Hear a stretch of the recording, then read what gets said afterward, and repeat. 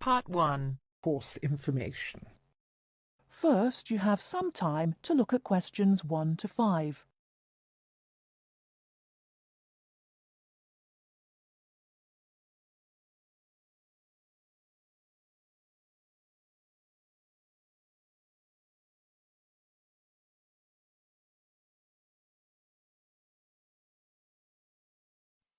Hello, I wonder if you could help me. I am interested in enrolling in your MBA program. Could you give me some information, please? Yes, of course. I'll take a few details first of all, and I'll give you a copy of our prospectus. Oh, that's okay. I already have one here.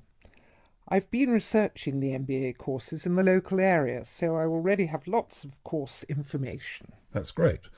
Okay, so first of all, can you tell me your name, please? Yes, of course. It's Anne Horbury. Horbury, is that Hawberry?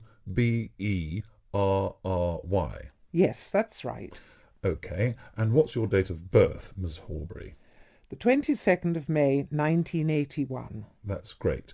And you were born in the UK? Yes, I was. All right, can you give me some contact details, please? Sure. My address is 26 Simon Place in Brighton, and my telephone number is 01903 714 721. Sorry, can you tell me your contact number once again? Yes, it's 01903 714 721. Okay, great. And do you have a mobile phone number? No, I don't. Is it important? No, that's okay. I'll just write it on your form, no mobile phone. Now, just a few additional questions. Before you hear the rest of the conversation, you have some time to look at questions 6 to 10.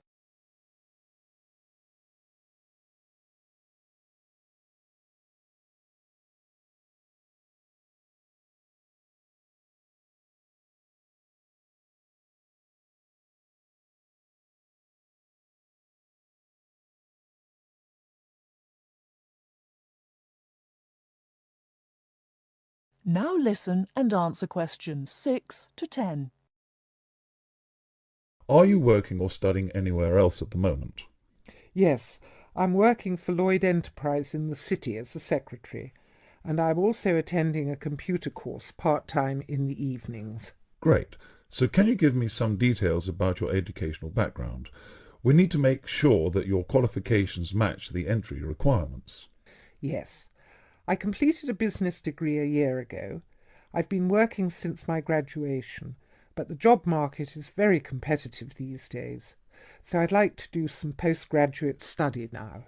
Okay, that sounds fine. Your degree is relevant, and it's good that you have some work experience too. I do need to warn you, though, that our MBA program is extremely popular and gets full quickly. So would you be interested in applying for any alternative courses if your application is not successful this time? Well, my first choice would, of course, be the MBA, but yes, I've had a good look through your prospectus, and I would also be interested in the international marketing course. That's great. It's always a good idea to keep your options open just in case. Finally, can you tell me where you learned about our courses here? Actually, my cousin studied the MBA course 2 years ago, and she recommended it to me. Okay, well, thank you for coming in today. I will pass your details on to our admissions department. They should contact you this week with a formal application form, and they usually invite MBA candidates to come in for an interview. Okay, well, thanks for your time. No problem. Good luck with your application. That is the end of Part 1. You now have half a minute to check your answers.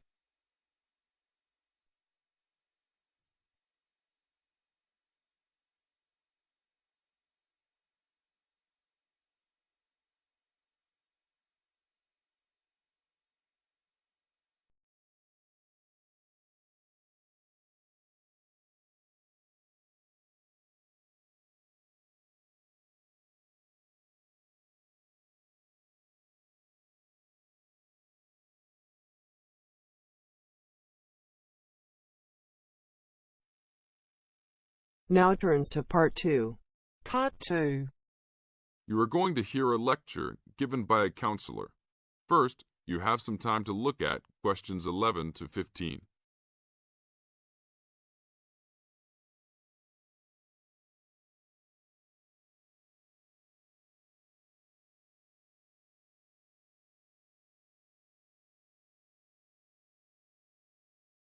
Now listen to the tape and answer questions 11 to 15.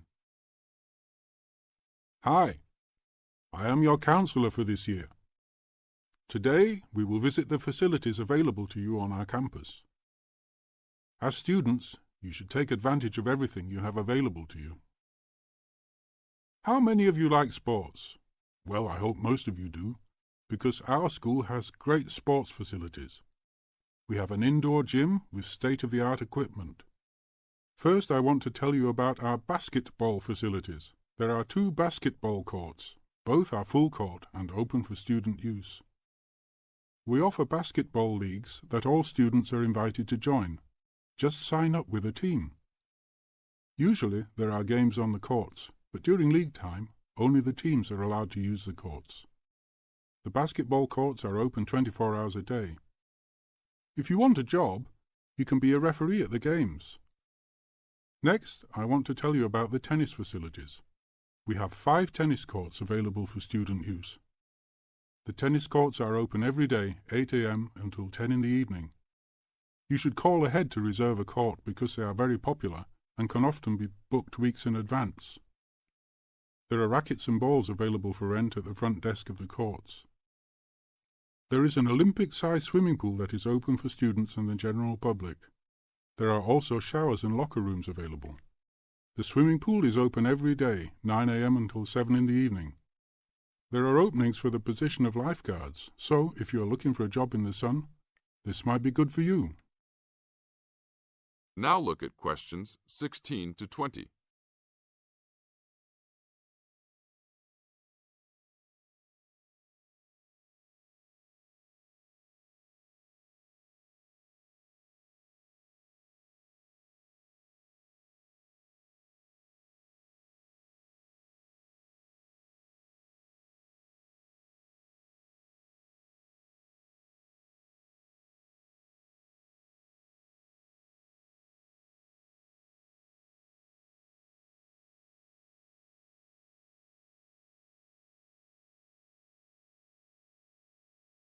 Now listen to the tape and answer questions 16 to 20.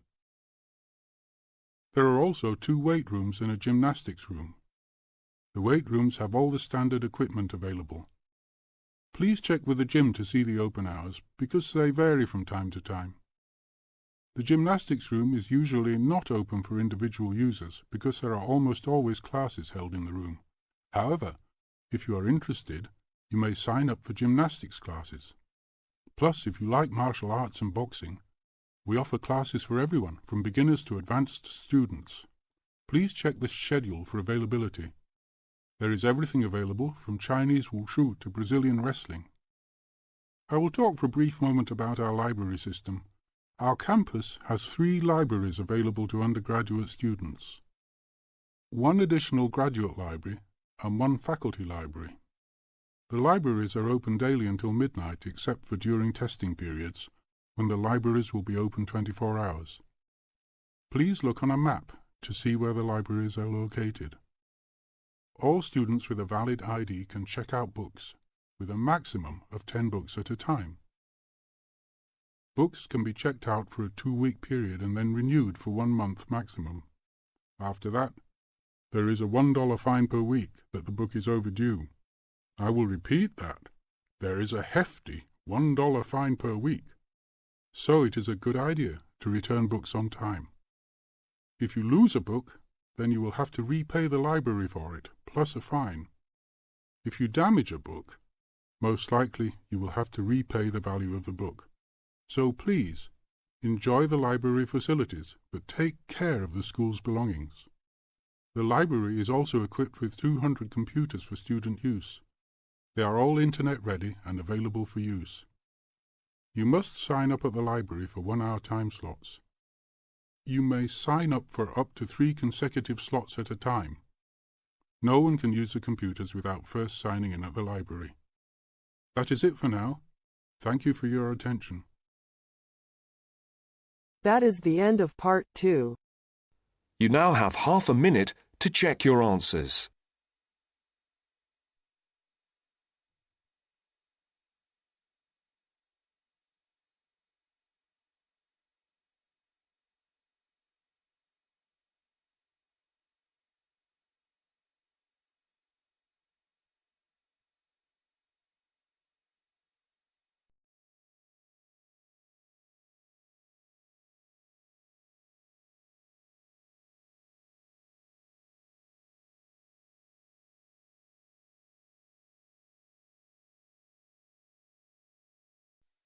Now turns to part 3.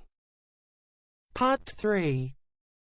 You are going to hear part of a lecture on some useful information for your travelling around Britain. Listen to the lecture and complete the notes below. First, you have some time to look at questions 21 to 25.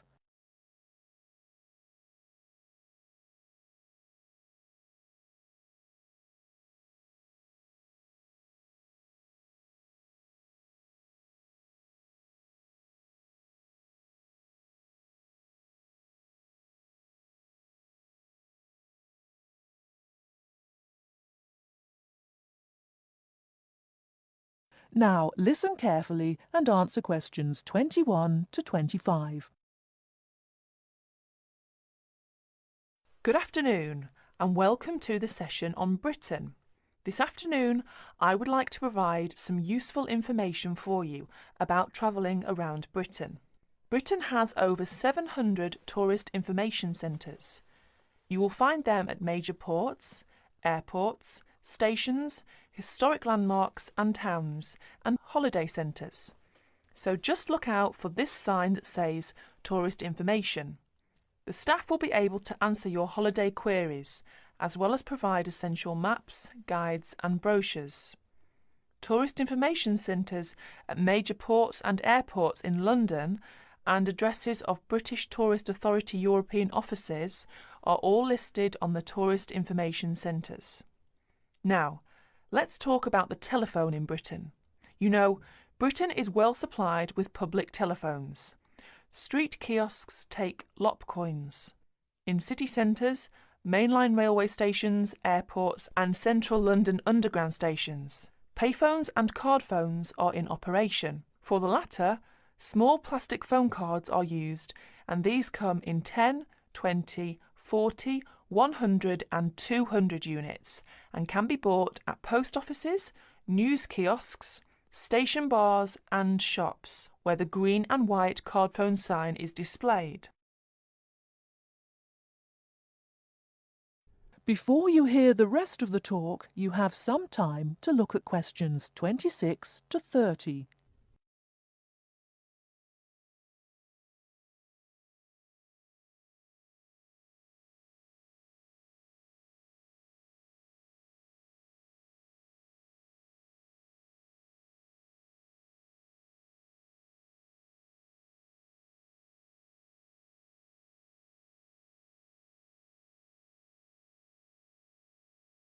Now listen and answer questions 26 to 30. When using the different public telephone systems, make sure you read the dialling instructions carefully. Now let's see the banks in Britain. There are 24-hour banks at London's two main airports. One is Heathrow and the other is Gatwick. Otherwise, banks are normally open from 9:30 to 3:30, Monday to Friday. Barclays Bank and National Westminster Bank offer a Saturday morning service at some of their branches. National Gyrobanks has 42 bureaux de change located in post offices throughout the country in main tourist areas. Opening hours are 9 to 5:30 weekdays, 9 to 12:30 Saturday mornings. One exception to this is the Trafalgar Square office, whose opening hours are 8 to 8 weekdays and Saturdays, and 10 to 5 on Sundays. The Bureau de Change services are available to overseas visitors. Visitors can change their money there. You can also change money at Bureau de Change, large hotels, department stores and travel agents. Be sure to check in advance the rate of exchange and the commission charged, as these vary considerably. Wherever possible, you are advised to use the bank or Bureau de Change, which conforms to the BTA Code of Conduct. In most cases, this is indicated by display of the code. That is the end of part 3. You now have half a minute to check your answers.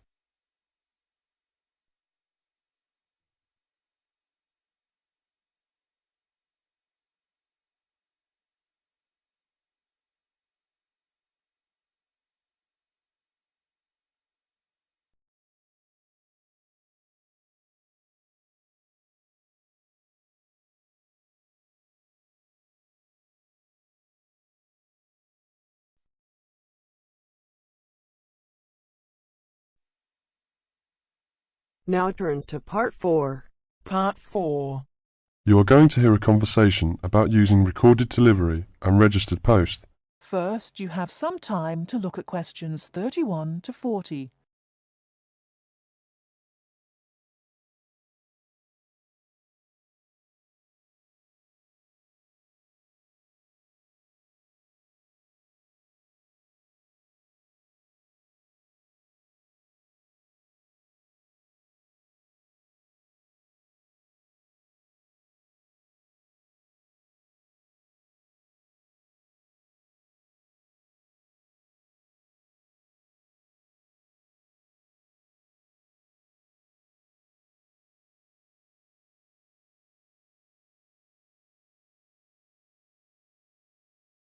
Now, listen carefully and answer questions 31 to 40.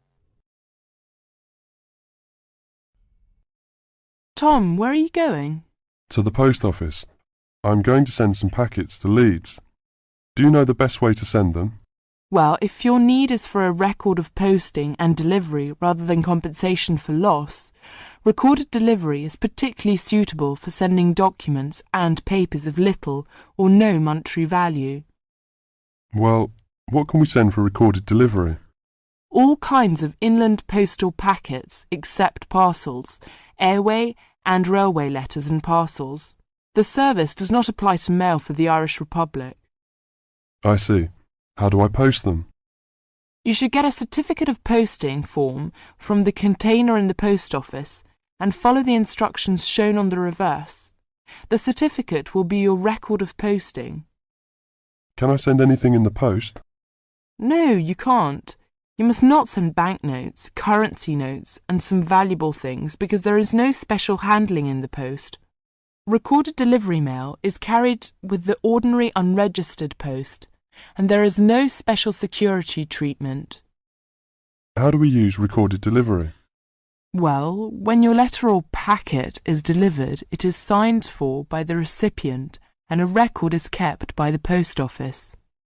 The post office does not undertake to deliver recorded delivery or any other mail to the addressee in person, but to the address shown. You can obtain confirmation of delivery by completing an advice of delivery form either at the time of posting or later. This form will be signed by a post office official, not by the addressee of the recipient. A fee is payable, which is lower if the form is handed in at the time of posting. Is there any compensation for loss? Well, compensation is limited. Compensation may be paid for loss or damage, but will not be paid for money or any other inadmissible item. If you want a speedy service for articles of value with extra security of handling en route, and wish to have compensation in the event of loss or damage, you should use registered post. What can we send if we use registered post? Any first-class letter or packet except airway letter or railway letter. How do we post? What should we do? Well, you should make sure that the packet is made up in a strong cover and then it is fastened with wax, gum or other adhesive substance. Hand the packet to the post office counter clerk, together with the cost of postage and the registration fee. Do not post it in the posting box. Make sure that the fee paid is adequate to cover the value of the content. The counter clerk will give you a certificate of posting which he has initiated with the date stamped. Is there any special security for the registered post? Yes, all registered mail receives special security treatment. Packing is very important because registration is not in itself a safeguard against damage. The contents of registered packets must be adequately packed. How do we pack then? Do we have to use special envelope? Yes, you have to send the articles in one of the registered letter envelopes sold by the post office. These envelopes are already stamped for first-class postage and have the minimum registration fee. What about the compensation? Compensation will not be paid for the following articles, such as banknotes, currency notes, trading stamps, coupons, and some valuable things, unless they are enclosed in one of the registered letter envelopes sold by the post office. I see. How does it deliver? The recipient on delivery signs for your registered mail. The post office does not undertake to deliver registered or any other mail to the addressee in person, but to the address shown. You can obtain confirmation of delivery by paying an additional fee and completing an advice of delivery form, either at the time of posting or later. If you require the recipient's signature on the advice of delivery, the form must be handed in at the time of posting. Otherwise, a post office official will sign the certificate. The advice of delivery fee is lower if the form is handed in at the time of posting. Thank you very much for all this useful information.